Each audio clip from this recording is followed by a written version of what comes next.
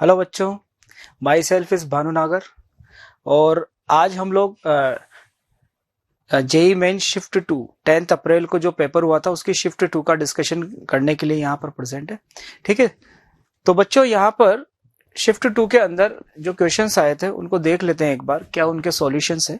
तो first question की बात करते हैं हम लोग। तो बच्चों फर्स्ट क्वेश्चन में बोला गया है, एक काइनेमेटिक्स का क्वेश्चन है और बहुत ही आसान सा क्वेश्चन है और बेसिक क्वेश्चन है। हमारे पास में बोला गया है कि एक पर्सन है, वो एक्स डिस्टेंस v1 वेलोसिटी से ट्रेवल करता है और सेम डिस्टेंस सेम डायरेक्शन में सेम डिस्टेंस v2 वेलोसिटी से ट्रेवल करता है। तो बताओ एवरेज वेलोसिटी क्या होगी। एक स्टैंडर्ड क्वेश्चन है और मेरे हिसाब से सब बच्चों को इसका आंसर भी आना चाहिए। ठीक है, तो अगर इसके अंदर हम लोग बात करें कि एक पर्सन है जो ए से बी जा रहा है, मान लो ए से बी जा रहा है और ये टोटल डिस्टेंस की same distance x distance v1 velocity से ट्रेवल कर रहा है और बाकी की एक्स डिस्टेंस v2 वेलोसिटी से ट्रेवल कर रहा है। तो हमसे पूछा है कि इसकी एवरेज वेलोसिटी क्या होगी। तो अगर हम लोग एवरेज वेलोसिटी की बात करें तो एवरेज वेलोसिटी का फॉर्मूला लगाएंगे हम लोग। ठीक है, बेसिक से चलते हैं। तो फॉर्मूला होगा टोटल डिस्प्लेसमेंट।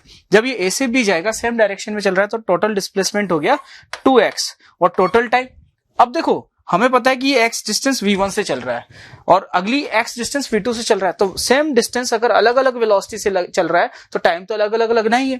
तो यहां पर टाइम t1 लग जाएगा और यहां पर टाइम t2, तो t1 प्लस t2 हो गया। तो यहां से अगर हम लोग t1 और t2 की वैल्यू रखना चाहे तो कैसे रख सकते हैं कि ये x डिस्टेंस v1 से चला तो कितना टाइम लगा। तो s is equal to v into t। तो t1 is equal to x upon v1। Similarly हम लोग बोल सकते हैं कि t2 is equal to distance upon velocity x upon v2। जब वैल्यू यहां पुट करेंगे तो ये आ जाएगा 2x upon x by v1 plus x by v2। तो ये x जो है कॉमन आके कैंसिल हो जाएगा और ये आ जाएगा 2v1 v2 upon v1 plus v2। अच्छा, हमारे पास में जो आंसर है वो इस फॉर्मेट में नहीं दिया हुआ है, तो हम लोग क्या करेंगे, थोड़ा सा यहां से रीअरेंज कर लेंगे इस चीज को। तो याद रखो यहां पर इस चीज को हम लोग ऐसा भी लिख सकते हैं, इसको मिटा देते हैं। यहां पर हम लोग x को कैंसिल कर देते हैं, 2 upon 1 upon v1 plus 1 upon v2 is equal to v average. ये हो गया। ठीक है, अब इस v एवरेज को इधर ले जाते हैं, बाकी को उधर ले जाते हैं। तो यह आ जाएगा 2 upon v average is equal to 1 upon v1 plus 1 upon v2। तो अगर हम लोग ऑप्शन में मैच कराए तो हमारा थर्ड आंसर करेक्ट होगा। ठीक है, तो इसमें थर्ड आंसर करेक्ट था। चलो बच्चों चलते हैं नेक्स्ट क्वेश्चन की तरफ। तो जो नेक्स्ट क्वेश्चन है वो न्यूक्लियर फिजिक्स से लिया गया है और न्यूक्लियर फिजिक्स में एक बहुत ही बेसिक सा क्वेश्चन है और बेसिक कंसेप्ट पर बेस्ड है। मतलब ये बहुत ही स्टैंडर्ड क्वेश्चन बोल सकते हैं, इसका प्रोसीजर ऐसा कोई डिफिकल्ट नहीं है, बहुत आसान सा क्वेश्चन है।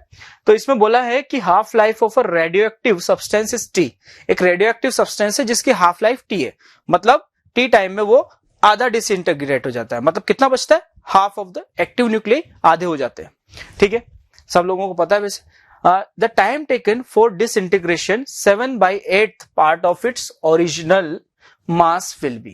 तो तुम्हें बताना है कि जब इसका अपने ओरिजिनल मास का 7/8 टाइम डिसइंटीग्रेट हो गया। अच्छा, 7/8 डिसइंटीग्रेट हो गया तो बताओ रिमेनिंग कितना होगा। मान लेते हैं इसके एक्टिव न्यूक्लियाई जो थे वो N0 है ना, N0 है। अब इसका 7/8 टाइम डिसइंटीग्रेट हो गया तो remaining nuclei is equal to minus 7/8 into N0।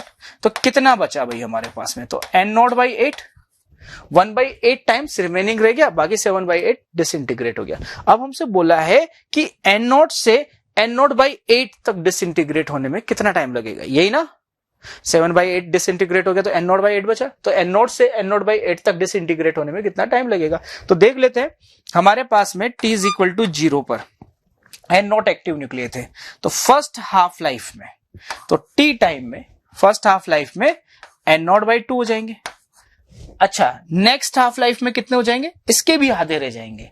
तो नेक्स्ट t टाइम में N0/4 हो जाएंगे और अगले इसके आधे टाइम, इसके t टाइम में N0/2 8 हो जाएंगे। तो मैं बोल सकता हूं कि ये जो n0/8 हुए हैं n0 से, वो 3 हाफ लाइफ के बाद हुए हैं। तो कितने टाइम बाद पूछा हमसे कि कितने टाइम बाद ये 1/8 हो जाएगा, तो 3t आंसर हमारा करेक्ट हो जाएगा। फर्स्ट वाला ऑप्शन करेक्ट आंसर होगा। समझ में आ गया? चलो बच्चों आगे बढ़ते हैं हम लोग नेक्स्ट क्वेश्चन पे। अगला जो क्वेश्चन हमको दिया हुआ है वो केटीजी एंड थर्मोडायनेमिक्स पर बेस्ड है, और ये गैसियस मिक्सचर वाला क्वेश्चन हम लोगों के पास में आया है। चलो इसको देखते हैं। A gas mixture consist of 2 moles of oxygen, तो 2 मोल ऑक्सीजन है, and 4 moles of neon at temperature T। तो एक गैस है जिसके अंदर 4 मोल ऑक्सीजन के हमारे पास में 2 मोल्स है, और नियोन के हमारे पास में 4 मोल्स है। इन दोनों का मिक्सचर है। हमसे पूछा है कि नेग्लेक्टिंग और vibrational modes, vibrational degree of freedom को नेग्लेक्ट करना है, internal energy of the system. तो internal energy of the system की अगर हम लोग बात करें तो इंटरनल एनर्जी का फॉर्मूला हो जाता है F/2 nRT। तो T टेम्परेचर पे, तो टेम्परेचर तो हमारे पास में है। अच्छा, नंबर ऑफ मोल्स, तो नंबर ऑफ मोल्स किसके आएंगे? Total number of moles of the mixture. और F क्या हो जाएगा? अच्छा, इसको हम लोग एक काम करते हैं, इसको हम लोग NCV इंटू TB बोल सकते हैं। ठीक है, क्योंकि यहां पर मिक्सचर है ना, तो हम लोग बोल देते हैं NCVT, और CV किसका आएगा? मिक्सचर का आएगा। ठीक है, NCV मिक्सचर इंटू T, हम लोग ये वाला फॉर्मूला लगाना चाहते हैं। तो टोटल नंबर ऑफ मोल्स कितने हुए? 2 + 4। अब देखो CV मिक्सचर निकालते हैं, तो CV मिक्सचर का फॉर्मूला हो जाएगा N1CV1 + N2CV2 divided by N1 + N2।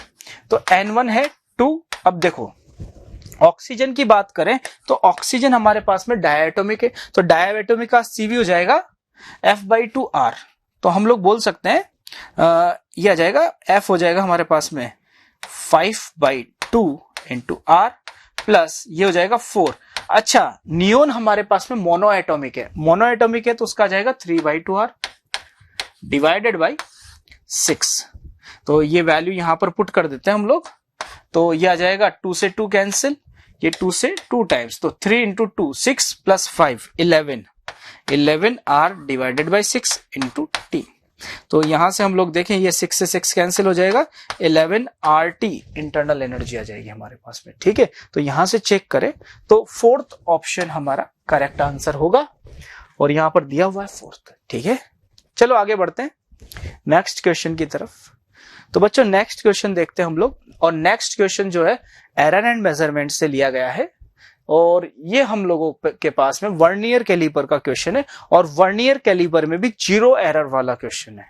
ठीक है, तो देखते हैं, सब लोगों को पता है कि 0 एरर क्या होता है।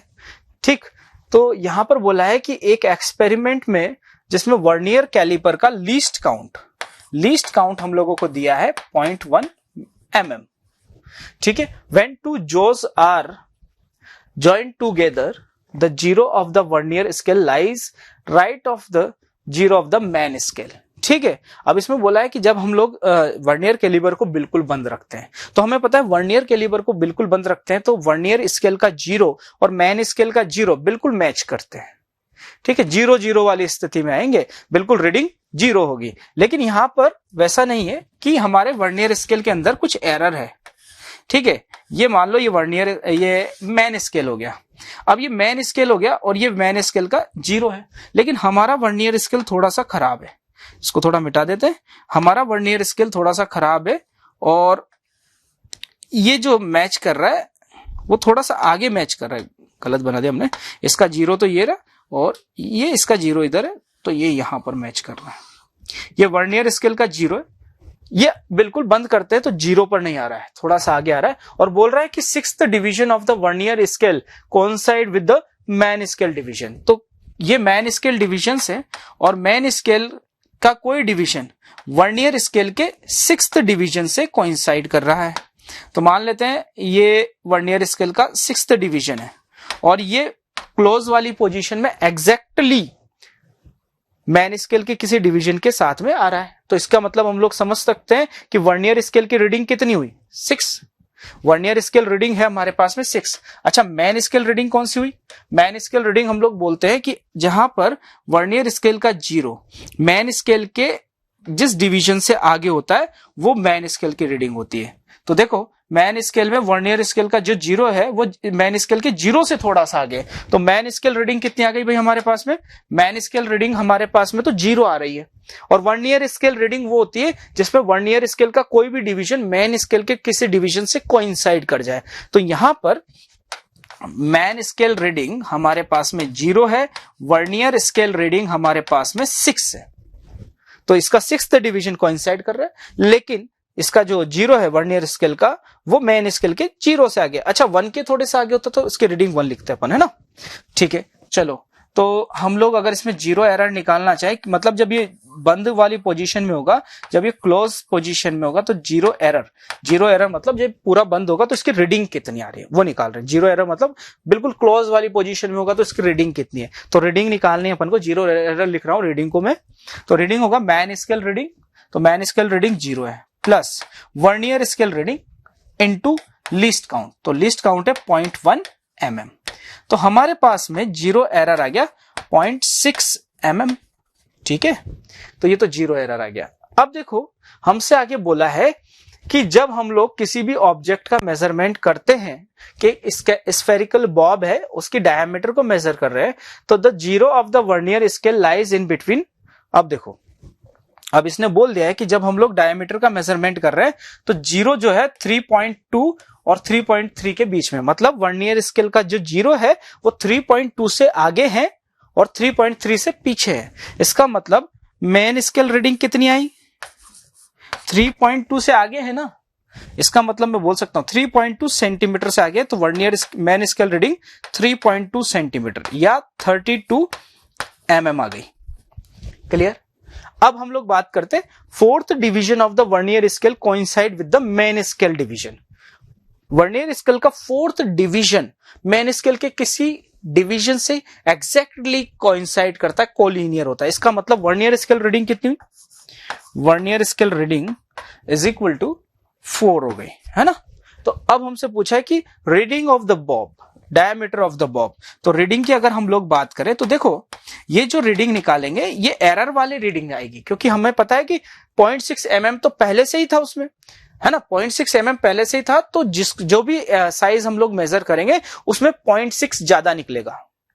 क्यों ज्यादा निकलेगा? रीडिंग में ज्यादा निकलेगा, उसकी साइज ज्यादा नहीं है, उसकी जितनी भी साइज है उसमें 0.6 ज्यादा निकलेगा। क्यों? क्योंकि 0.6 का तो मार्जिन हम लोग पहले लेके चल रहे हैं ना, समझ रहे हो? तो 0.6 ज्यादा निकलेगा, तो एग्जैक्ट रीडिंग निकालनी, तो एक काम करते हैं, जो ज्यादा हमने पहले से रखा था उसको हटा दे, जो एक्चुअल रीडिंग दे रहा है, क्योंकि ये जो रीडिंग आ रही है ज्यादा के साथ आ रही है, 0.6 ज्यादा के साथ आ रही है। तो हम लोग एक काम करते हैं, जो रीडिंग निकाल रहे हैं उसमें जो भी रीडिंग निकलेगी उसमें 0.6 मतलब 0 एरर सब्ट्रैक्ट कर देंगे। तो कितनी रीडिंग निकलेगी भाई हमारे पास में? Main scale reading 32 plus vernier scale reading into least count, ये तो आ गया माइनस 0 एरर 0.6, ये जो भी आएगा वो mm में आएगा। तो ये आ गया भाई हमारे पास में 32.4 माइनस 0.6, इसका मतलब ये 31.8 mm हमारे पास में आंसर आ गया। तो मैं बोल सकता हूं 3.18 सेंटीमीटर करेक्ट आंसर होगा, जिसका आंसर है फर्स्ट। ठीक है, तो चलो बच्चों आगे बढ़ते हैं। ये भी एक बेसिक क्वेश्चन है, ठीक है, जिसने थोड़ा बहुत भी पढ़ा है इसको अच्छे से वो आसानी से कर पाएगा। तो नेक्स्ट क्वेश्चन की तरफ जाते हैं हम लोग। फिफ्थ क्वेश्चन देखो, 5th क्वेश्चन जो है हमारे पास में बिल्कुल थ्योरेटिकल है, जिसको थ्योरी पता है, थोड़ा कंसेप्ट पता है, वो इजीली कर लेगा। स्टेटमेंट वाला क्वेश्चन है। इसने बोला है कि for diamagnetic substance susceptibility lies between -1 to 0।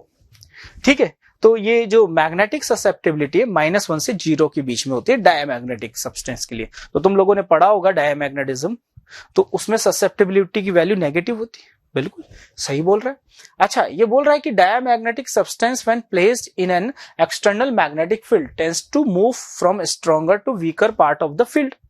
तो हमें ये पता है ना कि अगर मान लो कोई मैग्नेट है और उसकी मैग्नेटिक फील्ड लाइन दूर जाएगी या नहीं जाएगी? ठीक है, तो मैग्नेटिक फील्ड लाइंस दूर जा रही है तो दूर की तरफ मैग्नेटिक फील्ड कम होता जा रहा है। अब अगर हम लोग डायमैग्नेटिक सब्सटेंस को उसके पास लाते हैं तो डायमैग्नेटिक सब्सटेंस मैग्नेटिक फील्ड से दूर भागने की कोशिश करेगा, तो हायर से स्ट्रॉन्गर से वीकर मैग्नेटिक फील्ड की तरफ जाने की कोशिश करता है ना। तो स्टेटमेंट 2 भी सही है इसका। तो हम लोग अगर बात करें तो इसका स्टेटमेंट 1 और 2 बिल्कुल करेक्ट है, तो इसका सेकंड आंसर करेक्ट होगा। ठीक है, चलो आगे बढ़ते हैं हम लोग क्वेश्चन नंबर 6 की तरफ। 6 में हमसे पूछा है कि the distance between two plates of, अच्छा तो ये कैपेसिटेंस का क्वेश्चन है और कैपेसिटेंस में भी ये कॉम्बिनेशन ऑफ कैपेसिटर बोल सकते हैं हम लोग, बाकी जिसको बेसिक क्लियर है तो इस वाले क्वेश्चन में कॉम्बिनेशन लगाने की जरूरत ही नहीं पड़ेगी। ठीक है, तो चलो देखते हैं हम लोग। The distance between two plates of the capacitor, तो मान लो ये दो प्लेट है कैपेसिटर की, इन दोनों प्लेट्स के बीच की जो डिस्टेंस है वो डी है और मान लेते हैं एरिया ए है, डी डिस्टेंस। अब बोला है कि इसका कैपेसिटेंस C1 है, तो C1 कैपेसिटेंस है तो C1 is equal to A epsilon naught upon D हो गया। अब ये बोल रहा है कि if a metallic sheet of the thickness 2D/3 of the same area is introduce between the plates, अगर मान लो ये कैपेसिटर है और इस कैपेसिटर की जो डिस्टेंस प्लेट्स का सेपरेशन है वो D है और इसके 2D/3 एरिया में हम लोग मेटेलिक प्लेट रख देते हैं। मेटेलिक प्लेट रख दिया तो उसका K हो जाएगा इन्फिनिटी। K इन्फिनिटी हो गया, मतलब ये जो चार्ज है वो स्टोर नहीं कर पाएगा, चार्ज स्टोर नहीं कर पाएगा। और मैं ये भी बोल सकता हूं कि ये मेटल था और ये वाली प्लेट भी मेटल थी। अगर हमने इसमें मेटल इंट्रोड्यूस कर दिया बीच में, है ना, बीच में मेटल इंट्रोड्यूस कर दिया, तो मुझे एक बात बताओ, क्या ये मेटेलिक प्लेट यहां तक एक्सटेंड हो गई, हुई या नहीं हुई? ये मेटेलिक प्लेट यहां तक एक्सटेंड होगी, मतलब कितना गैप बचा भाई हमारे पास में, D/3। अच्छा, और हम लोगों को ये पता है कि कोई भी स्लैब किसी कैपेसिटर के अंदर रखते हैं तो उस स्लैब की पोजीशन क्या है, कैपेसिटेंस उस बात पर डिपेंड नहीं करता कि भैया इससे कितना। तो मैं क्या मान रहा हूं, थोड़ा सा दिमाग लगाए तो हम लोग इस मेटेलिक प्लेट को बिल्कुल इससे चिपका हुआ मान ले, मतलब ये कैपेसिटर यहां तक का रह गया D/3 तक का। ठीक है, D/3 तक का रह गया तो इसका जो कैपेसिटेंस होगा वो आ जाएगा C2 और C2 is equal to A epsilon naught, क्योंकि यहां पर वैक्यूम है, तो D/3, तो ये हो गया 3A epsilon naught by D, जिसकी वैल्यू C1 3C1 के इक्वल हो गई। तो C2 is equal to 3 times of C1, तो C2 upon C1 is equal to 3:1 आ गया हमारे पास में, तो इसका करेक्ट आंसर हो जाएगा 3rd। ठीक है, चलते बच्चों आगे की तरफ, आगे बढ़ते। तो नेक्स्ट क्वेश्चन भी एक स्टेटमेंट वाला है, लेकिन इसमें हम लोग नहीं बोल सकते कि थ्योरेटिकली, हाँ बिल्कुल थ्योरी अगर तुम्हें याद है, थोड़ा सी याद है चीजें, तो बहुत इजीली कर सकते हो। ये बोल रहा है कि rotation of earth shows effect on the value of acceleration due to gravity. तो मुझे एक बात बताओ कि ग्रेविटी की वैल्यू जो है रोटेशन ऑफ अर्थ के कारण चेंज होती है या नहीं होती है? बिल्कुल होती है ना।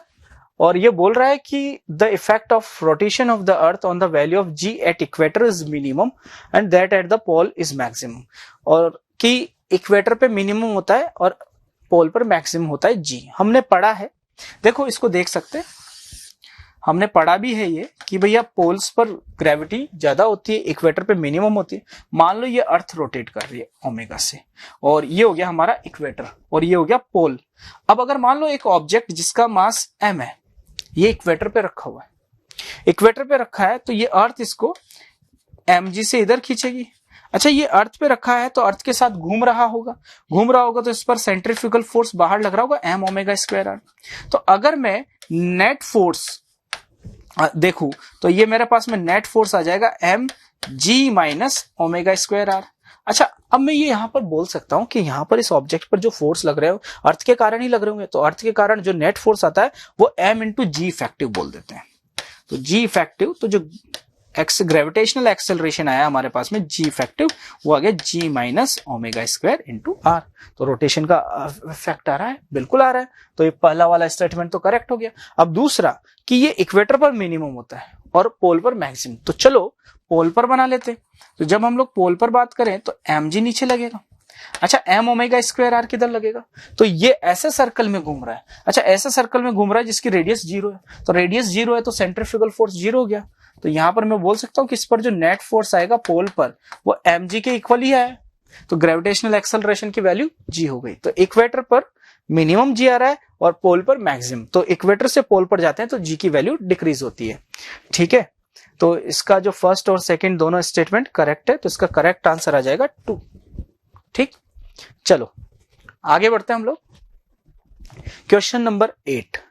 अब ये जो क्वेश्चन नंबर 8 है ये भी ग्रेविटेशनल चैप्टर से ही लिया गया है और बोला है कि the time period of a satellite revolving about earth surface at a height R will be. तो एक सैटेलाइट है जो अर्थ की सरफेस से आर डिस्टेंस पर रिवॉल्व कर रहा है। ठीक है, तो हमें बताना है कि इसका टाइम पीरियड क्या होगा। तो मान लेते हैं कि ये सैटेलाइट ऐसे अर्थ के सरफेस पे ऐसे रिवॉल्व कर रहा है। ठीक है, ऐसे रिवॉल्व कर रहा है तो इसकी वेलोसिटी v हो जाएगी। इसकी वेलोसिटी v हो जाएगी तो हम लोग देख सकते हैं इस पर सेंट्रीफ्यूगल फोर्स लगेगा mv²/r। ठीक, mv²/r लगेगा और अर्थ इसको खींच रही है ग्रेविटी से, ग्रेविटेशनल फोर्स। अगर ये इस 2r सेंटर से 2r डिस्टेंस पर है, अगर ये 2r रेडियस के ऑर्बिट में रिवॉल्व कर रहा है, मतलब इस पर नेट फोर्स 0 होना चाहिए अलोंग द रेडियल डायरेक्शन। इसका मतलब ये बोल सकते हैं नेट फोर्स मतलब इसकी फ्रेम में। और अगर हम लोग ग्राउंड फ्रेम में देखें तो ये तो इसकी फ्रेम में बात करें तो इसकी फ्रेम में हम लोग बोल सकते हैं ग्रेविटेशनल फोर्स को ये बैलेंस करेगा। तो gravitational force is equal to mv²/r हो गया। अच्छा, ग्रेविटेशनल फोर्स की वैल्यू हो जाती है हमारे पास में g। अच्छा, इसमें रेडियस r नहीं आएगी, 2r आएगी क्योंकि ये r रेडियस में नहीं घूम रहा है, 2r रेडियस में घूम रहा है, mv²/2r। और ये होगा gm, इसका मास हो जाएगा कैपिटल M अपॉन 2r का स्क्वायर। ठीक है, तो ये एक 2r से एक 2r गया तो ये आ गया mv is equal to g capital M small m upon 2r। इस m से ये m कैंसिल हो जाएगा तो v² आ गया। तो v आ गया भाई हमारे पास में ऑर्बिटल वेलोसिटी gm/2r। और हम डायरेक्ट भी लिख सकते थे लेकिन कोई बात नहीं, हमने डिराइव कर लिया, ये ऑर्बिटल वेलोसिटी होगी। अब इसका टाइम पीरियड क्या होगा, तो टाइम पीरियड की बात करें तो इसको कितने डिस्टेंस चलनी है, 2πr डिस्टेंस चलनी है ना, अपॉन वेलोसिटी v। तो इसको 2π और रेडियस आ जाएगी हमारे पास में 2r अपॉन v। v की वैल्यू हमने यहां पर पुट कर दी तो ये आ जाएगा भाई 2π g की वैल्यू √gm और ये आ जाएगा 2r की वैल्यू 3/2। ठीक है, √2r इधर से आ गया हमारे पास में, ये आ गया। अच्छा, अब अगर हम लोग वहां पर बात करें तो ऑप्शन के अंदर ऐसा कहीं भी आंसर नहीं आ रहा है। तो ऐसा कहीं भी आंसर नहीं आ रहा है तो हमसे बोला है कि स्मॉल g की वैल्यू π² यूज करो और r रेडियस ऑफ अर्थ है। तो एक काम करते हैं, स्मॉल g जो होता है ग्रेविटेशनल एक्सेलरेशन gm/r² होता है। ठीक है, तो हम लोग बोल सकते हैं कि gm की वैल्यू कितनी हो गई, g इंटू r²। अच्छा, g की वैल्यू भी π² है तो π² इंटू r², ये gm की वैल्यू है। तो यहां पर वैल्यू डाल देते हैं हम लोग, तो ये हो जाएगा 2 इसके अंदर लिख लेते हैं, या फिर कोई बात नहीं, ये 3/2 है ना तो एक 2 बाहर आ जाएगा हमारे पास में, तो 4π और ये हो जाएगा √2r अपॉन gm की वैल्यू π इंटू r हो गई। तो π से π कैंसिल हो गया, ये r। ठीक है, तो ये gm की वैल्यू यहां पर से आ जाएगी तो एक और r बाहर आएगा। ठीक है, एक बार तो r से r कैंसिल हो गया तो ये आ गया, 4 अंदर जाएगा तो 16 इंटू 2 32 इंटू r आ गया। ठीक है, तो कैलकुलेशन अगर हम लोग देखें तो ये आ जाएगा 32 इंटू r। तो टाइम पीरियड कितना आ गया 32 इंटू r, तो इसका करेक्ट आंसर हो जाएगा 3rd। ठीक है, तो ये भी एक आसान सा क्वेश्चन था। आगे बढ़ते हैं हम लोग, क्वेश्चन नंबर 9। तो ये भी एक स्टेटमेंट वाला क्वेश्चन है, थ्योरेटिकल क्वेश्चन है। देखते हैं हम लोग क्या बोला गया है। An electric fan continues to rotate for some time after the current is switch on. अच्छा, फैन देखा होगा तुम लोगों ने, फैन में जैसे फैन का स्विच ऑफ कर देते हैं अपन, फैन घूम रहा था, स्विच ऑफ कर दिया अपन ने, स्विच ऑफ कर दिया फिर भी फैन घूमता रहता है, ऐसा क्यों? सोच सकते हो क्या करंट इसको घुमा रहा है, लेकिन करंट तो 0 हो गया, करंट 0 हो गया तब भी फैन घूम रहा है, क्यों? क्योंकि वो पहले घूम रहा था, अब अगर इसको सडनली रुकना है तो एक इम्पैक्ट लगाना पड़ेगा, है ना। तो हम लोग बोल सकते हैं कि फैन पहले घूम रहा था तो उसके पास इनर्शिया था, ठीक है, तो इनर्शिया ऑफ मोशन था, तो अभी भी वो घूमता रहेगा, सडनली रुकेगा नहीं। सडनली रोकना है तो एक हमें इंपल्स लगाना पड़ेगा अपोजिट डायरेक्शन में, ठीक है।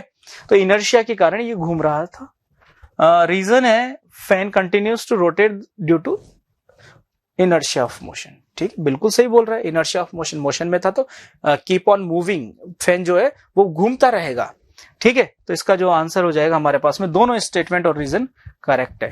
क्लियर, चलो आगे बढ़ते हैं हम लोग। नेक्स्ट क्वेश्चन नंबर 10 की बात करते हैं। बोला है amplitude of magnetic field, amplitude is of magnetic field in an electromagnetic wave propogation along Y axis. तो देखो मैग्नेटिक फील्ड की वैल्यू दी हुई है और हमसे पूछा maximum value of electric field in the electromagnetic wave.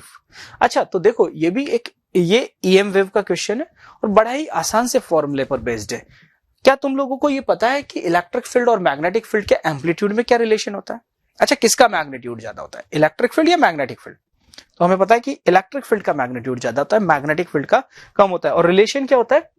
B is equal to E upon C, है ना। अब हमसे पूछा है कि अगर मैग्नेटिक फील्ड दिया हुआ है तो इलेक्ट्रिक फील्ड बताओ, तो E is equal to B into C। तो ये हो जाएगा हमारे पास में B है 6 into 10 to the power -7 into C है 3 into 10 to the power 8 speed of light. तो ये हो जाएगा 180 वोल्ट पर मीटर।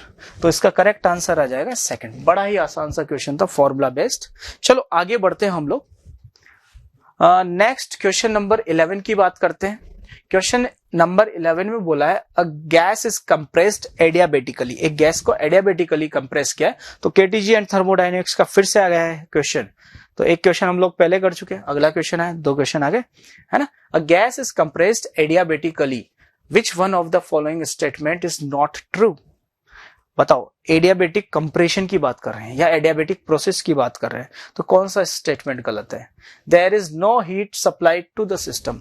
अरे ट्रू पूछा है हमसे, नॉट ट्रू मतलब फॉल्स पूछा है। और एडियाबेटिक प्रोसेस के अंदर हमें पता है कि अगर हम लोग गैस को कंप्रेस कर रहे हैं तो सडनली कंप्रेस करते हैं कि exchange of heat between system and surrounding is 0। तो कोई हीट हम लोग यहां पर नहीं देते। तो बिल्कुल करेक्ट बोल रहा है, no heat is added to the system. Temperature of the gas increases, बिल्कुल। अगर हम लोग इसको कंप्रेस करेंगे तो बोल सकते हैं TV power gamma -1 is equal to constant. तो वॉल्यूम घटाएंगे तो टेम्परेचर तो बढ़ना ही पड़ेगा ना, तो टेम्परेचर बढ़ेगा। The change in internal energy is equal to the work done on the gas. तो अगर हम लोग फर्स्ट लॉ से बोल रहे हैं delta Q is equal to delta U plus W. तो डेल्टा क्यू 0 है तो work done by gas is equal to minus of delta U. समझिए, मतलब बाहर से कोई हीट नहीं दे रहे, तो जो भी इंटरनल एनर्जी का चेंज हो रहा है वो सब कहां जा रहा होगा? वर्क में जा रहा होगा, है ना। There is no change in the internal energy, गलत बोल रहा है, हमने बोला ना, ठीक है। तो फोर्थ आंसर इसका करेक्ट हो जाएगा। इंटरनल एनर्जी का चेंज होगा क्योंकि टेम्परेचर चेंज हो रहा है ना, F/2 NR डेल्टा T से अगर टेम्परेचर चेंज हो रहा है तो इंटरनल एनर्जी का चेंज होगा। चलो देखते हैं हम लोग नेक्स्ट क्वेश्चन नंबर 12, ठीक है। क्वेश्चन नंबर 12 के अंदर बोला है the ratio of intensities at 2 point P and Q on the screen in a Young's double slit experiment where phase difference between the wave of the same amplitude are π/3 and π/2 respectively। अच्छा देख लेते हैं हम लोग फिर से इसको। हमसे पूछा है कि ratio of intensity at 2 points P and Q on the screen in double slit experiment where phase difference, तो हम लोगों को पता है कि 2 वेव का एम्पलीट्यूड सेम है।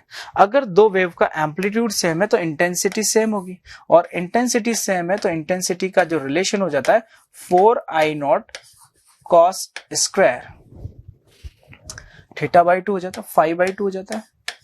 यह हमें पता है डायरेक्ट फॉर्मूला। अगर 2 वेव्स की इंटेंसिटी सेम है तो सुपरपोजिशन के बाद में जो रिजल्टेंट इंटेंसिटी का वैल्यू होगी वो होती है 4I0 cos square φ/2, resultant intensity का एम्पलीट्यूड। अब मुझे एक बात बताओ कि ऐसी वेव जिनका फेज डिफरेंस π/3 वो जब सुपर इंपोज होगी तो रिजल्टेंट इंटेंसिटी कितनी बनाएगी? तो 4I0 कॉस स्क्वायर π/3, तो डिवाइडेड बाय 2 है तो π/6 हो गया। तो मैं ये बोल सकता हूं कि 4I0 cos स्क्वायर π/6 30 डिग्री, तो 3/4 हो गया ना, √3/2 होता है 3/4। अच्छा, अब अगर दो वेव सुपर इम्पोज हो रही है सेम इंटेंसिटी की, तो π/2 फेज डिफरेंस दोनों के बीच में, तो I2 जो हो जाएगा वो हो जाएगा 4I0 cos स्क्वायर π/4, है ना, तो 1/√2, तो 1/2 हो जाएगा, तो 4I0 इंटू 1/2। अगर हम इसको डिवाइड करते हैं, तो I1 और I2 का जो रेशियो निकल के आएगा वो आएगा 3/2। तो इसका जो करेक्ट आंसर होगा वो थर्ड हो जाएगा, तो third is correct answer. Clear है? चलो आगे बढ़ते हैं हम लोग नेक्स्ट क्वेश्चन की तरफ। अगला क्वेश्चन जो है वो हमारे पास में मॉडर्न फिजिक्स से, जहां पर हमसे पूछा है वर्क फंक्शन। ठीक है, बोला है कि variation of stopping potential as a function of the frequency of the incident light for a metal is shown in figure. तो किसी मेटल के लिए स्टॉपिंग पोटेंशियल और फ्रीक्वेंसी का ग्राफ हम लोगों को दिया है, और बताओ वर्क फंक्शन क्या होगा।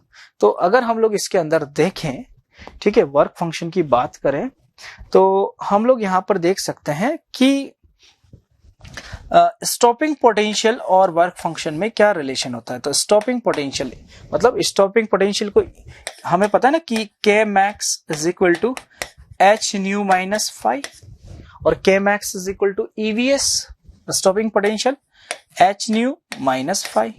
तो ये हमारे पास में रिलेशन आ गया। इस रिलेशन से ये हमारे पास स्टॉपिंग पोटेंशियल हो गया और ये फ्रीक्वेंसी होगी, तो इनके बीच में जो ग्राफ बनाएंगे वो स्ट्रेट लाइन आएगा। अच्छा, मुझे एक बात बताओ कि जहां पर स्टॉपिंग पोटेंशियल की वैल्यू 0 है, तो फ्रीक्वेंसी कितनी आ रही है, 5 आ रही है। तो हम लोग अगर यहां पर स्टॉपिंग पोटेंशियल की वैल्यू 0 डाल दें, तो 5 किसके इक्वल आ जाएगा, H इंटू न्यू। ठीक है, H इंटू न्यू की वैल्यू के इक्वल आ गया। अब हम लोग एक काम करते हैं, यहां पर हम लोग फ्रीक्वेंसी की वैल्यू डाल देते हैं 5 इंटू 10⁻14 हर्ट्ज, और H की वैल्यू डाल देते हैं। तो जब H की वैल्यू डालेंगे 6.6 इंटू 10⁻31, और यहां पर फ्रीक्वेंसी की वैल्यू डाल देते हैं, तो हमारे पास में 5 की वैल्यू आ जाती है। अच्छा, ये इलेक्ट्रॉन वोल्ट में दिया हुआ है, तो तुम लोगों को एक बात पता है कि Hc की वैल्यू होती है 12400 इलेक्ट्रॉन वोल्ट एंगस्ट्रॉम। अगर हमें डायरेक्ट निकालना तो ये काम कर लेते हैं, तो H की वैल्यू आ जाएगी हमारे पास में 12400 electron volt angstrom upon C। यहां से H की वैल्यू डाल देते हैं हम लोग, तो H की वैल्यू हो जाएगी 12400 इलेक्ट्रॉन वोल्ट, है ना, अपॉन C की वैल्यू 3 इंटू 10⁸ इंटू एंगस्ट्रॉम के लिए 10⁻⁻10 डाल देते हैं, और न्यू की वैल्यू 5 इंटू 10⁻14 डाल देते हैं। जब इस इक्वेशन को सॉल्व करेंगे हमारे पास में 5 की वैल्यू इलेक्ट्रॉन वोल्ट में निकल के आ जाएगी। ठीक है, चलो आगे बढ़ते हैं हम लोग। नेक्स्ट जो क्वेश्चन दिया हुआ है हम लोगों को, वो सुपरपोजिशन ऑफ SHM से दिया गया है। बोला गया है पीरियोडिक मोशन दो रिप्रेजेंट किए हैं, amplitude of the motion, amplitude निकालना है। तो मुझे एक बात बताओ, यहां पर हमें दो SHM का सुपर इम्पोज करना है। देखो, एक है 1 sin ωt और दूसरी है 1 cos ωt। तो मैं ये बोल सकता हूं दोनों को सुपर इम्पोज कर रहे हैं, तो हम फेजर मेथड लगाते हैं, sin ωt को बेस पर मान लेते हैं, तो sin ωt का फेज है 1, और ये जो cos ωt है क्या साइन से π/2 के फेज से आ गया, तो दूसरा π/2 के फेज से आ गया। जब इनको जोड़ेंगे तो फेजर डायग्राम से जोड़ेंगे, रिजल्टेंट जाएगा, ये आएगा √1 का स्क्वायर प्लस 1 का स्क्वायर, तो ये √2 हो गया। तो हमसे रिजल्टेंट एम्पलीट्यूड ही पूछा था मोशन का, तो ये आ जाएगा √2, तो सेकंड ऑप्शन करेक्ट हो गया। ठीक है, बड़ा ही आसान सा क्वेश्चन था। चलो आगे बढ़ते हैं बच्चों, क्वेश्चन नंबर 15 की तरफ। अब देखो, क्वेश्चन नंबर 15 हमसे बोला है इन अ मेटेलिक कंडक्टर, तो ये हमारे पास में लग रहा है इलेक्ट्रोस्टैटिक्स का क्वेश्चन है। In a metallic conductor under the effect of applied electric field, तो free electrons of the conductor, अच्छा करंट इलेक्ट्रिसिटी से बोल सकते हैं हम लोग इस क्वेश्चन को।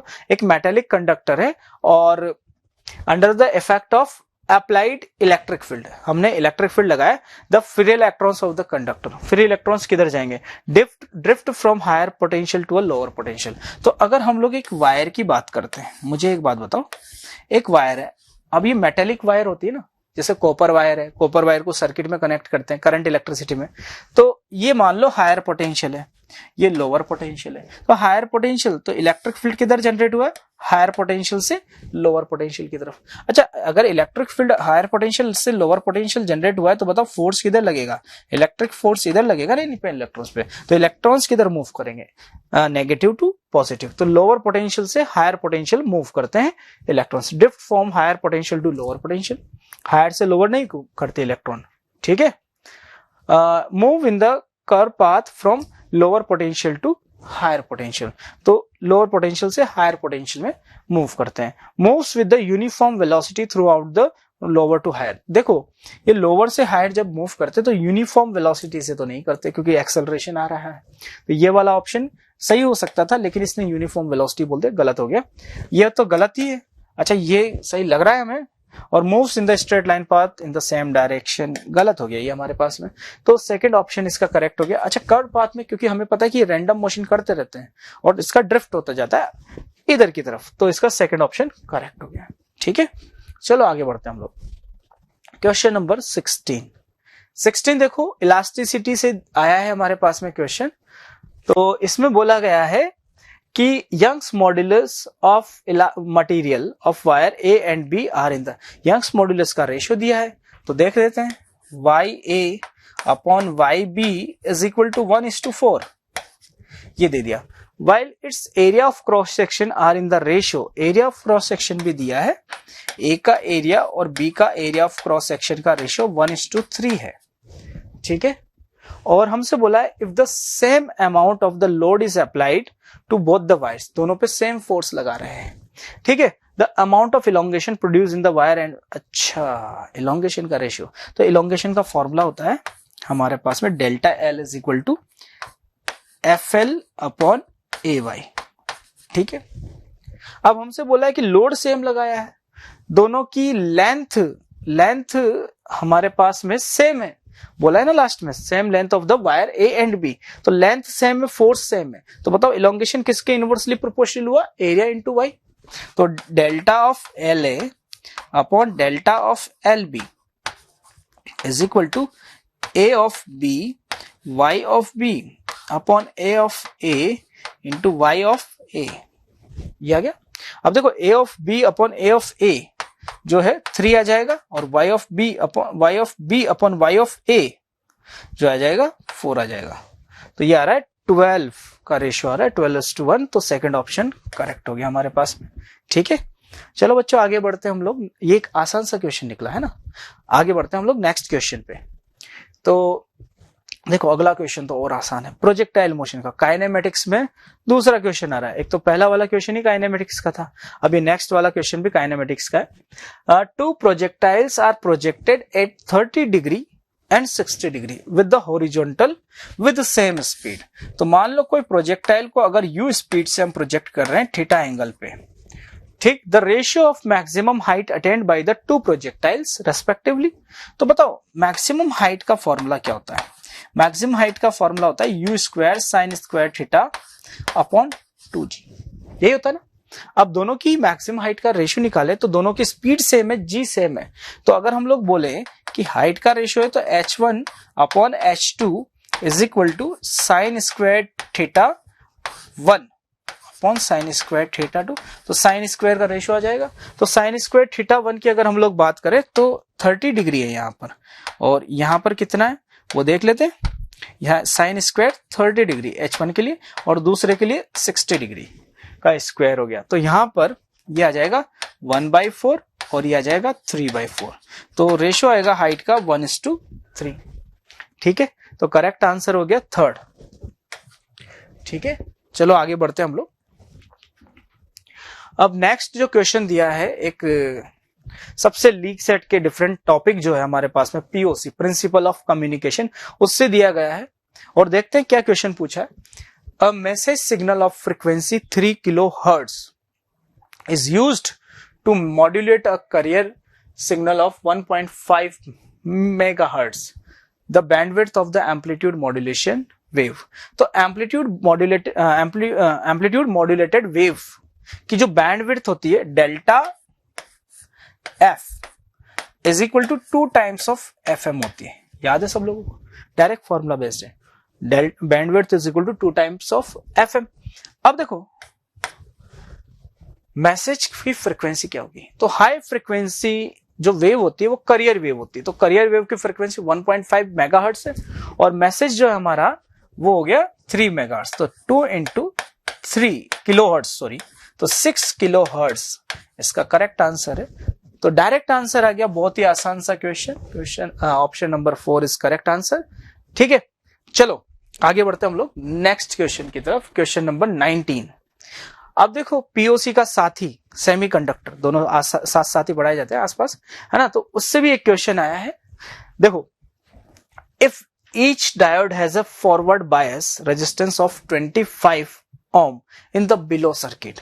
तो हर एक डायोड का जो रेजिस्टेंस है, फॉरवर्ड रेजिस्टेंस है, वो 25 ओम है और रिवर्स बायसिंग में तो करंट 0 ही कर देगा, ये पता नहीं, है ना. Which of the following options is correct. तो बताओ कौन कौन से ऑप्शन करेक्ट है. तो चलो देखते हैं सर्किट को, कौन कौन सा डायोड फॉरवर्ड बाइजिंग में. तो चेक करते हैं. ये पॉजिटिव टर्मिनल, ये नेगेटिव टर्मिनल. अगर ये पॉजिटिव है, ये नेगेटिव है, ठीक है, तो करंट इधर से जा रहा है. अब देखो यहां पर हमारे पास में ये वाला डायोड जो है रिवर्स बाइस में हो गया, फॉरवर्ड बाइस में हो गया, ये फॉरवर्ड बाइस में हो गया, ये रिवर्स बाइस में हो गया, नेगेटिव, ये पॉजिटिव हो गया, ये पॉजिटिव नेगेटिव, ये फॉरवर्ड में है, ये फॉरवर्ड में है और ये रिवर्स में हो गया. तो यहां से करंट नहीं जाएगा. यहां से करंट नहीं जाएगा तो करंट कहां से जाएगा. एक यहां से जाएगा, एक करंट यहां से जाएगा. तो अगर मैं इस सर्किट में डायोड को हटा दूं, क्योंकि बस डायोड एक रेजिस्टेंस लगाने का ही काम कर रहे हैं और एक जो डायोड जो रिवर्स बाइसिंग में वो करंट जाने ही नहीं देगा, तो करंट यहां से जाएगा और करंट यहां से जाएगा. ठीक है, तो डायोड का काम खत्म कर दिया, क्योंकि बोला है कि फॉरवर्ड बाइस में डायोड को 425 रेजिस्टेंस के इक्वल मानो, 25 ओम. तो मैं बोल सकता हूं कि ये जो ऊपर वाली ब्रांच है तो इसका रेजिस्टेंस टोटल कितना हुआ, 150 ओम. और यहां से करंट जा रहा है I4. और ये जो दूसरी ब्रांच है जो हमने ये नीचे वाली जो है, इसका भी जो रेजिस्टेंस हो जाएगा 150 ओम हो गया और इससे I2 करंट जा रहा है. ठीक, और यहाँ एक बैटरी लगी है और एक 25 ओम का एक रेजिस्टेंस लगा है. ये सर्किट बन गया. अब यहां से जो करंट जा रहा है हमारे पास में वो I1 है. I1, I2 और I3 की वैल्यू निकालनी. तो हम लोग देख सकते हैं यहां से अगर दो रेजिस्टेंस सेम रेजिस्टेंस के पैरेलल में कनेक्टेड है तो उनका जो करंट आएगा वो सेम ही आएगा. तो I2 is equal to I4 is equal to same, मतलब इक्वल वैल्यू तो नहीं पता हमें, लेकिन इक्वल आएगा. ठीक है, और हम लोग देख सकते हैं सर्किट को सॉल्व करके I1 निकालते हैं. तो ये दोनों पैरेलल में है, तो 150 डिवाइडेड बाई 2, तो 150 डिवाइडेड बाई 2 मतलब 75 और 75 सीरीज में आएगा और 25, तो R इक्विवेलेंट आ रहा है सर्किट का 100. अगर R इक्विवेलेंट 100 ओम हो गया तो ये 5 ओम की बैटरी लगी हुई है. तो यहां सर्किट के अंदर करंट कितना जा रहा है, I1 is equal to 5 volt की बैटरी लगी है, 5/100. तो मतलब I1 आ गया हमारे पास में 5/100.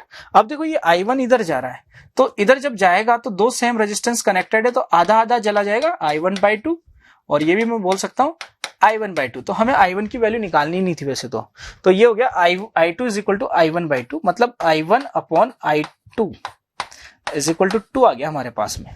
ठीक है, तो फोर्थ ऑप्शन मुझे करेक्ट लग रहा है. तो यहां से हमारी बात बन गई, फोर्थ ऑप्शन यहां पर करेक्ट आ गया.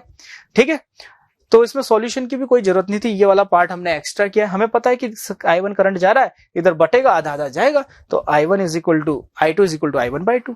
ठीक है, तो एक आसान सा क्वेश्चन था, बेसिक कंसेप्ट इसमें लगा है. ठीक, चलो आगे बढ़ते हैं हम लोग. Next question number 20. अब देखो बच्चों, तो ये हमारा SCQ single choice single option correct जो था हमारे पास SCQ, उसका लास्ट क्वेश्चन है. A bar magnet is released from rest along the axis of a very long vertical copper tube. After some time the magnet will. अच्छा देखो, हमसे बोला है कि एक कॉपर ट्यूब है और ये एक्सपेरिमेंट पता भी होगा तुम लोगों को। ये कॉपर ट्यूब है और कॉपर ट्यूब के अंदर हम लोगों ने एक बार मैग्नेट यहां से ड्रॉप कर दी। ये मान लो नॉर्थ पोल है, ये साउथ पोल है। अच्छा, बार मैग्नेट है तो इसकी मैग्नेटिक फील्ड लाइंस ऐसे जारी होगी, मैग्नेटिक फील्ड लाइंस जारी होगी। अब देखो होगा क्या, जब इसको ड्रॉप कर दिया तो ये ऐसे गिरती रहेगी, क्या होगा, या रुक जाएगी। तो देखते हैं, move down with almost constant velocity. जैसे हमने इसको छोड़ा ये कांस्टेंट वेलोसिटी से मूव करेगी। अच्छा, हमें पता है इस पे वेट लगेगा, ग्रेविटेशनल एक्सेलरेशन लगेगा, मतलब एक्सेलरेट करनी चाहिए, लेकिन ये कांस्टेंट वेलोसिटी से कैसे मूव कर सकते हैं, देखते हैं। ऑसिलेट इनसाइड द ट्यूब, क्या ये अप एंड डाउन ऑसिलेट करेगी। अगला, moves down with acceleration greater than g, g से ज्यादा एक्सेलरेशन से गिरती है। अच्छा, फोर्थ है जो हम सोच रहे थे कि जी के एक्सेलरेशन के इक्वल गिरती है। चलो चेक करते हैं। तो ध्यान देना, होता क्या है इसमें, जैसे हम लोग इसको ड्रॉप करेंगे तो ये जो ट्यूब है इसमें से कॉपर ट्यूब है, मेटेलिक ट्यूब है, इसमें इंड्यूस्ड ईएमएफ आएगा और इंड्यूस्ड ईएमएफ अपोजिट डायरेक्शन में, क्यों, क्योंकि गिर रही है। देखो एक लूप को लो तो इसमें से फ्लक्स बढ़ रहा है तो ये लूप क्या करेगा, ये लूप फ्लक्स बढ़ने का अपोज करेगा। अगर ये लूप फ्लक्स बढ़ने का अपोज करेगा तो एक इंड्यूस्ड ईएमएफ आएगा, इंड्यूस्ड करंट आएगा जो इस पे अपोजिट डायरेक्शन में फोर्स लगाएगा, इसको रिपेल करेगा। और ध्यान देना, ये जो रिपेल करेगा ये इतना फोर्स यहां पर लगाएगा कि इसके चेंज को रोक सके। तो इस पर mg नीचे लग रहा है तो ये mg फोर्स के कारण गिर रहा है। तो याद रखना, जैसे ही mg से गिरेगा इंड्यूस्ड ईएमएफ आएगा और इसके चेंज को रोक सके। तो ये कुछ वेलोसिटी v अटेंड करेगा, है ना, और इसका ये जो फोर्स इसके इक्वल होगा, क्योंकि ये फोर्स ऊपर लग रहा है तो इसकी वेलोसिटी अगर ज्यादा भी है तो धीरे धीरे कम होगी। कम होते होते ये फोर्स एक ये जिसका जो रिटार्डेशन होता रहेगा और इस पर जो फोर्स आएगा एक इंस्टेंट पर ग्रेविटी के इक्वल हो गया। ग्रेविटी के इक्वल हो गया तो वेलोसिटी कांस्टेंट हो जाएगी, वेलोसिटी कांस्टेंट होगी तो फोर्स चेंज होना बंद कर देगा। इसका मतलब ये कांस्टेंट स्पीड से मूव करेगा। तो इसका जो आंसर है वो फर्स्ट आंसर करेक्ट हो गया। ठीक है, चलो तो बच्चों देखते हैं हम लोग इंटीजर क्वेश्चन में। क्वेश्चन नंबर 21 बोला है a square loop of side. ध्यान दो, हमारे पास में एक सोलेनॉइड है। अब ये जो सोलेनॉइड है इसमें number of turns per unit centimetre दिया है, 50 टर्न्स पर यूनिट सेंटीमीटर। ठीक है, तो अगर हम इसको मीटर में कन्वर्ट करें तो मीटर तो divided by turns per unit centimetre, तो 0.01 कर देते हैं तो ये आ जाएगा भाई हमारे पास में 5000 टर्न्स पर यूनिट पर मीटर। ठीक, अब बोला है कि ये साइनोसॉइडल करंट इसमें फ्लो कर रहा है इस सोलेनॉइड के अंदर, I = I0 sin omega T. इस तरह से साइनोसॉइडल करंट फ्लो कर रहा है। अब इसके अंदर हमने एक स्क्वायर लूप रखा है जिसकी साइड है ये 2 सेंटीमीटर और ये वाला भी है 2 सेंटीमीटर। ठीक है, अब हमसे पूछा कि बताओ कि इसके अंदर इंड्यूस्ड ईएमएफ का एम्पलीट्यूड क्या होगा। तो सबसे पहले हम लोग बात करते हैं कि अगर यहाँ करंट फ्लो कर रहा है तो यहाँ पर अंदर मैग्नेटिक फील्ड होगा B, और B किसके कारण, सोलेनॉइड। तो सोलेनॉइड के कारण जो मैग्नेटिक फील्ड होता है वो होता है μ0 Ni, ये सोलेनॉइड के कारण हो गया। अच्छा, इसके अंदर इंड्यूस्ड ईएमएफ निकालना है तो इंड्यूस्ड ईएमएफ का जो फॉर्मूला हो जाता है हमारे पास में d∅ होता है। ठीक है, तो induced EMF = rate of change of flux. तो बताओ इस स्क्वायर लूप से कितना फ्लक्स निकलेगा। तो फ्लक्स का फॉर्मूला होता है magnetic field into area.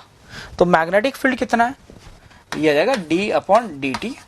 Magnetic field है μ0 Ni इनटू एरिया A। तो देखो जो कांस्टेंट है वो बाहर आ जाएगा, तो induced EMF = -μ0 N into A into di/dt।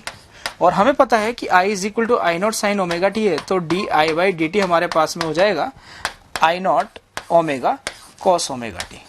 ठीक है, तो यहां से हम लोग बोल सकते हैं कि -μ0 NA I0 omega cos omega T. तो बताओ इंड्यूस्ड ईएमएफ का मैग्नीट्यूड कितना हुआ। तो magnitude of the induced EMF = μ0 N I0 A into omega. अब देखो μ0 हमें पता है कि μ0 की वैल्यू है 4 पाई इंटू 10⁻⁻⁷।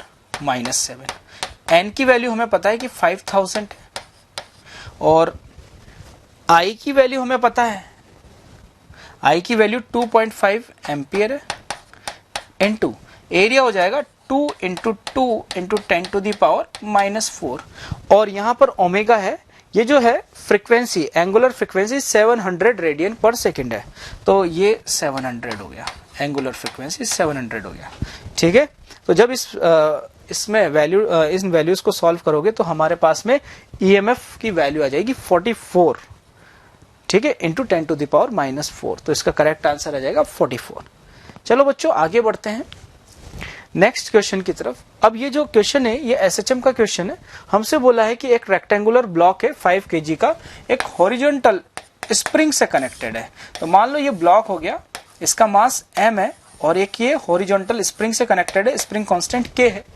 अब हमसे बोला है कि सिंपल हार्मोनिक मोशन एग्जीक्यूट करता है जिसका जो एम्पलीट्यूड होगा, ये मीन पोजीशन है, तो ये एम्पलीट्यूड जो होगा हमारे पास में वो a की वैल्यू है 1 मीटर, एम्पलीट्यूड 1 मीटर है, और टाइम पीरियड है 3.14 second, time period is 3.14 second. हमसे पूछा है the maximum force exerted by the spring, तो हमें पता है कि फोर्स इज इक्वल टू क्या होता है, m है, और हमें यह भी पता है कि मैक्सिमम फोर्स स्प्रिंग कब लगाएगी, जब स्प्रिंग में इलोंगेशन मैक्सिमम होगा।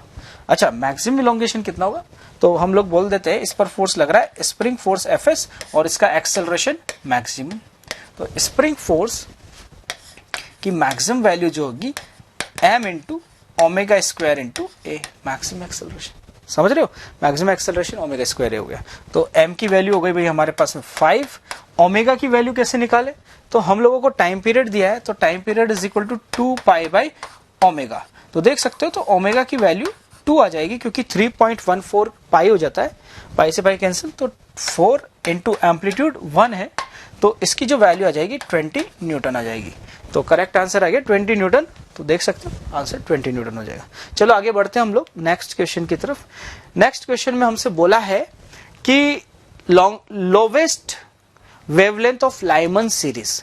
अच्छा, lowest wavelength of the Lyman series, तो लाइमन सीरीज में n इज इक्वल टू 1 में ट्रांजिशन होता है, तो लोवेस्ट वेवलेंथ सबसे कम मतलब एनर्जी सबसे हाई, तो हाई एनर्जी की वेवलेंथ कब आएगी, हाई एनर्जी की फ्रीक्वेंसी कब आएगी, या हाई एनर्जी की लाइन कब बनेगी, जब n is equal to infinity 1 transition हो रहा है, तो उसकी वेवलेंथ आ रही है हमारे पास में 917 एंगस्ट्रॉम। अब हमसे पूछा है कि बाल्मर सीरीज की लोवेस्ट वेवलेंथ क्या होगी, तो बाल्मर सीरीज मतलब कहां पर ट्रांजिशन होगा, n is equal to infinity से n इज इक्वल टू 2 में। तो एक काम करते हैं, इन्फिनिटी से 1 की वेवलेंथ निकालते हैं, तो 1 upon lambda is equal to R Z square 1 upon N final square minus 1 upon N initial square. तो देखो अगर हम लोग पहले 914 एंगस्ट्रॉम की बात करें तो आर जेड स्क्वायर 1 अपॉन 1 का स्क्वायर माइनस 1 अपॉन इन्फिनिटी। अब ये वाली वेवलेंथ निकालनी है तो 1 upon lambda 1 is equal to R Z square 1 upon 2 का स्क्वायर माइनस 1 अपॉन इन्फिनिटी, दोनों को डिवाइड कर दो तो लैम्डा 1 आ जाएगा हमारे पास में।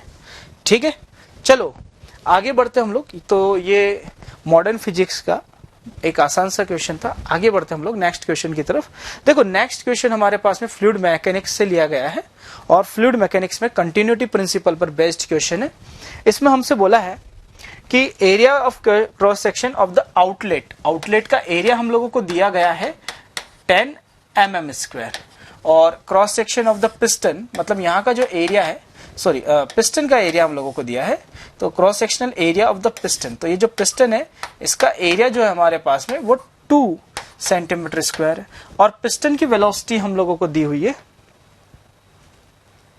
पिस्टन की वेलोसिटी हम लोगों के पास में 4 सेंटीमीटर पर सेकेंड है। तो बताओ वेलोसिटी एट आउटलेट पर वेलोसिटी क्या होगी। तो कंटिन्यूटी इक्वेशन लगा देते हैं, a1 v1 इसको a2 बोल देते हैं, इसको v2 बोल देते हैं, ये v1 हो गया।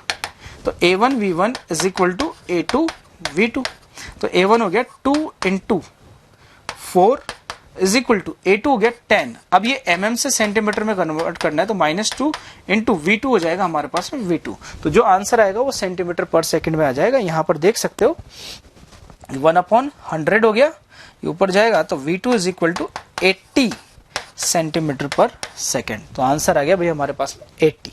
चलो देखते हैं हम लोग नेक्स्ट क्वेश्चन। तो अगला क्वेश्चन जो है वो ईएमएफ से लिया गया है, बहुत ही आसान सा क्वेश्चन है।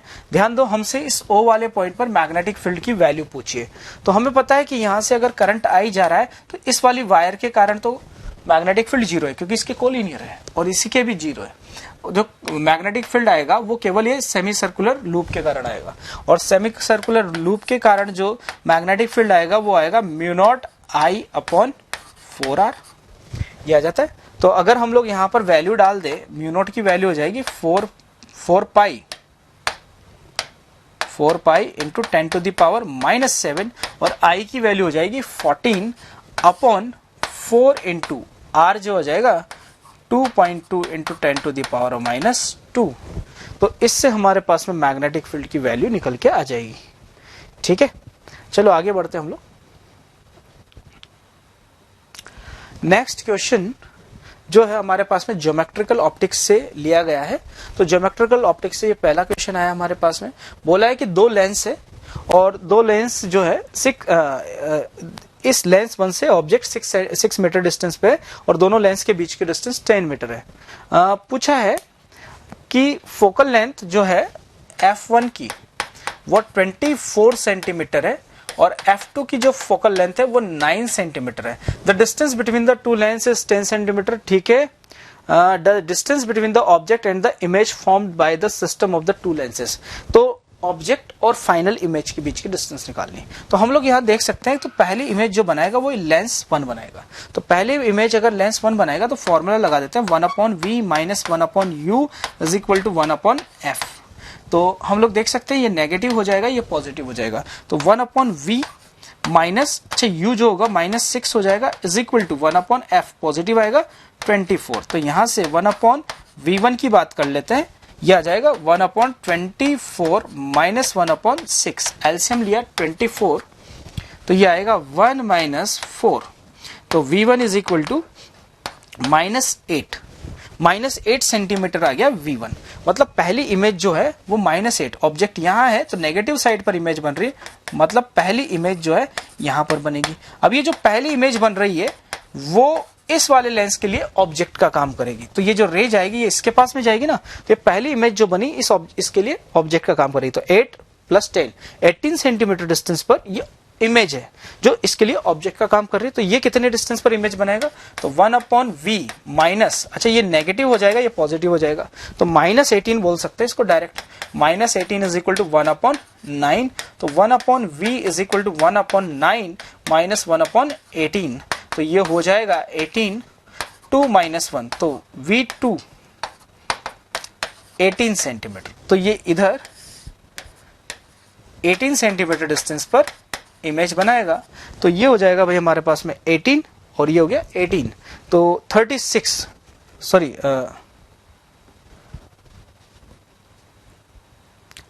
इसका आंसर आ जाएगा। ठीक है, 18। ठीक है, तो चलो आगे बढ़ते हैं हम लोग। नेक्स्ट जो क्वेश्चन है, अच्छा देखते हैं। अच्छा इसमें 36 नहीं आएगा, हमसे ऑब्जेक्ट और फाइनल इमेज के बीच की डिस्टेंस पूछिए। तो ऑब्जेक्ट 6, 10 और 18, तो डिस्टेंस जो आएगी हमारे पास में 6 + 10 + 18 जो आएगा 34। ठीक है, जल्दी जल्दी में मिस्टेक हो सकती, हमने इस इमेज उसके बीच की निकाली, जबकि इसके और उसके बीच की डिस्टेंस चाहिए थी। ठीक है, तो बच्चों क्वेश्चन नंबर 27 की बात करते हैं। ये जो क्वेश्चन नंबर 27 है ये करंट इलेक्ट्रिसिटी का क्वेश्चन है, जिसमें हम लोगों को रेजिस्टेंस निकालना है। हम लोगों को एक वायर दी है जिसका क्रॉस सेक्शन इस तरीके से स्क्वायर क्रॉस सेक्शन है, लेकिन हमसे बोला है इसकी डायमेंशन 1, इसकी डायमेंशन 1 और इसकी डायमेंशन 100 है। लेकिन हमसे बोला है कि दो अपोजिट फेज जो रेक्टेंगुलर है, तो इसमें दो अपोजिट रेक्टेंगुलर फेज ये वाला और ये वाला हुआ, तो इन दोनों फेज के बीच का रेजिस्टेंस निकालना है। तो रेजिस्टेंस की वैल्यू जो हो जाएगी वो हो जाती है ρl अपॉन एरिया। तो रो कितना आया? तो रो दे रखा है 3 × 10⁻⁻7। लेंथ है हमारे पास में 1 सेंटीमीटर, तो 1 × 10⁻⁻2 अपॉन क्रॉस सेक्शनल एरिया 1 × 100 × 10⁻⁻4। तो जब इसको सॉल्व करेंगे तो हमारे पास में आ जाएगा 3 इंटू 10⁻⁻7 ओम। तो इसका जो आंसर है वो 3 आ जाएगा। ठीक है, चलो बढ़ते हैं हम लोग नेक्स्ट क्वेश्चन की तरफ।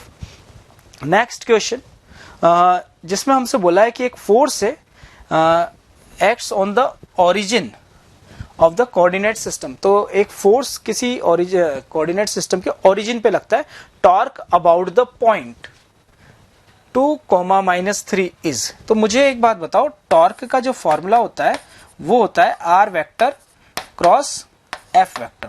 तो एफ वेक्टर हम लोगों को दिया हुआ है, फोर्स लग रहा है ओरिजिन पे और इस पॉइंट के अबाउट निकालना है। तो अगर हम लोग देखें, ये एक्स ये वाई हो गया, इस ओरिजिन पे फोर्स लग रहा है, इस ओरिजिन पे फोर्स लग रहा है और इस पॉइंट P 2, -3 के अबाउट निकालना है। अच्छा, 2, -3 जो होगा वो यहां नहीं होगा, ठीक है, ये यहां पर होगा 2, -3। तो इसका जो पोजीशन वेक्टर आएगा आर वेक्टर। तो आर वेक्टर कैसे निकलेगा? तो आर वेक्टर जो आएगा 0 i cap minus 0 j cap, origin की पोजीशन माइनस इसकी position 2 i cap minus 3 j cap. तो यह आ जाएगा -2 i cap plus 3 j cap. R vector आ गया। तो आर क्रॉस एफ अगर हम लोग कर दे तो हमारे पास में टॉर्क आ जाएगा। तो plus 3 j cap cross minus p k cap. ठीक है, तो अगर इसका क्रॉस प्रोडक्ट करें तो माइनस माइनस प्लस, तो 2p i cross k minus j हो जाता है। ठीक है, प्लस अब ये -3p j cross k i cap हो जाता है। तो अगर हम लोग इसका क्रॉस प्रोडक्ट करें तो ये हमारे पास में आंसर आ गया। अब ये बोल रहा है कि p a i कैप, तो a की वैल्यू आ गई -3 और plus b p j cap, तो b की वैल्यू आ गई 2। तो a by b is equal to x by 2। तो a की वैल्यू 3 और b की वैल्यू 2 आ गई है हमारे पास में। ठीक है, तो यहां से a बाई b आ जाएगा 3/2, तो x की वैल्यू 3 हो जाएगी। ठीक, आगे बढ़ते हैं। नेक्स्ट क्वेश्चन 29 में बोला है if the maximum load carried by an elevator is 1400, ठीक है, 1400 का लोड ले जा रहा है, which is moving up with uniform speed, the friction force acting on it, friction force लग रहा है, then the maximum power used by the motor. तो मान लो एक लिफ्ट है, लिफ्ट में लोड है 1400 kg का, तो 1400 G नीचे लग रहा है, ठीक है, और एक फ्रिक्शन भी लग रहा है। तो फ्रिक्शन लग रहा है हमारे पास में 2000 न्यूटन। तो मुझे एक बात बताओ, अगर ये लिफ्ट कांस्टेंट वेलोसिटी से चल रही है, 3 मीटर पर सेकंड की कांस्टेंट वेलोसिटी से चल रही है, मतलब एक्सेलरेशन 0, तो जितना फोर्स नीचे लग रहा है उतना फोर्स ऊपर लगाना जा रहा है, पड़ रहा है। तो हमसे पूछा है कि मैक्सिमम पावर कितनी होगी। तो पावर का जो फॉर्मूला होता है, पावर का फॉर्मूला हो जाता है F into V, F dot V cos theta. तो यहाँ पर वेलोसिटी और फोर्स की डायरेक्शन सेम है, तो कॉस 0 हो गया। अब देखो F कितना होगा, तो F इन दोनों फोर्सेस के एडिशन के इक्वल होगा। तो 14,000 प्लस 2,000, तो ये हो जाएगा 16,000 इंटू वेलोसिटी 3। तो यहां पर हमारे पास में जो मैक्सिमम पावर आएगी 48 किलो वॉट आ जाएगी। तो आंसर आ जाएगा हमारे पास में 48। ठीक है, चलो आगे बढ़ते हैं हम लोग। तो ये हमारे पास में लास्ट क्वेश्चन है, और ये लास्ट क्वेश्चन जो है हमारे पास में इसके अंदर बोला है कि an electron revolves around an infinite cylindrical wire. तो एक इनफाइनाइट सिलिंड्रिकल वायर है जिसकी लीनियर चार्ज डेंसिटी लैम्डा दी हुई है हम लोगों को, लैम्डा की वैल्यू यहाँ पर रखी हुई है। इलेक्ट्रॉन जो है सर्कुलर पाथ में घूम रहा है under the influence of attractive electrostatic field as shown in the figure, the velocity of the electron with which it is revolving. तो देखो ये इलेक्ट्रॉन जो है, इस इलेक्ट्रॉन की अगर हम लोग बात करें तो इस इलेक्ट्रॉन को इलेक्ट्रोस्टैटिक फोर्स अंदर की तरफ खींच रहा है, जैसे हमने वो क्वेश्चन किया था ग्रेविटेशन वाला, वैसे होगा, और बाहर की तरफ लग रहा होगा mv²/r। तो हमसे पूछा है कि बताओ कितनी वेलोसिटी से ये रिवॉल्व कर रहा है। तो अगर ये इसको रिवॉल्व करना है, ये दोनों फोर्स बैलेंस होगा, तो electric field is equal to mv²/r कर देते हैं हम लोग, और इलेक्ट्रिक फील्ड होगा चार्ज q तो E हो गया, into electric field 2k λ/r। Electric field की जो वैल्यू होती है 2k λ/r होती है, इज इक्वल टू mv²/r। तो r से r कैंसिल हो गया, r से r कैंसिल हो गया, तो v की वैल्यू आ जाएगी √2 ई के लैम्डा अपॉन एम। तो हम लोगों को यहाँ पर मास ऑफ इलेक्ट्रॉन दिया है, चार्ज ऑफ इलेक्ट्रॉन पता है, ठीक है, और लैम्डा पता है, के की वैल्यू पता है। जब हम लोग वैल्यू डालेंगे तो हमारे पास में वेलोसिटी आ जाएगी। ठीक है, ठीक है बच्चों, थैंक यू।